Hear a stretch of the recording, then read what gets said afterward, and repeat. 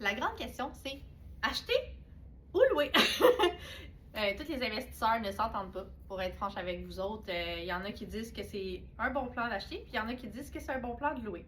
Je vais vous dire la version Mélissa. La version Mélissa, c'est que quand tu achètes, au début, oui, ta maison va coûter plus cher. Pour vrai, tes mensualités vont être plus chères. Mais plus tu vas avancer dans le temps, moins ça va coûter cher à tes mensualités. Tandis que ton loyer, lui, va toujours monter. C'est là où que ça commence ça va s'équilibrer assez rapidement. Si tu payais 2000 de loyer, puis que tu payes, mettons, 2000 d'hypothèque finalement, parce que, bon, mais là, t'as les taxes, on s'entend, il y a des petites choses qui vont apparaître, là, les rénovations, blablabla. Donc, au début, la maison coûte plus cher.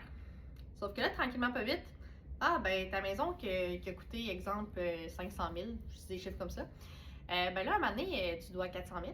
Mais là, toi, tu as diminué ton hypothèque, là, parce que là, tu payes le paiement pour 400 000 et non pour 500 000. Plus les années avancent, moins tu payes cher. Aussi, tu peux le remettre sur 30 ans à chaque fois. Ça, il n'y a pas de problème aussi. Dans ce temps-là, ton paiement est devenu mini-mini.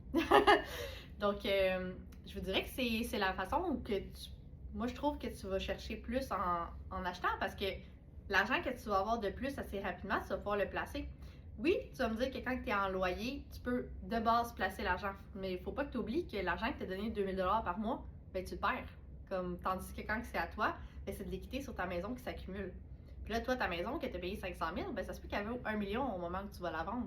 Donc, ça a pris beaucoup de valeur. Puis là, vous allez me dire, ah, mais c'est juste les dernières années que ça a monté. Non, c'est pas vrai. Ça a toujours monté l'immobilier.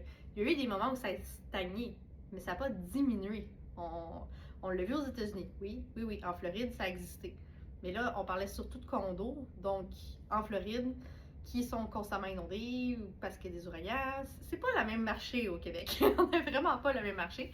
Donc, moi, ça m'inquiète pas du tout. Fait que j'ai une maison depuis que j'ai 19 ans et honnêtement, je trouve que c'est un bon choix. Mon hypothèque est rendue minuscule VS qu'est-ce que ma maison vaut.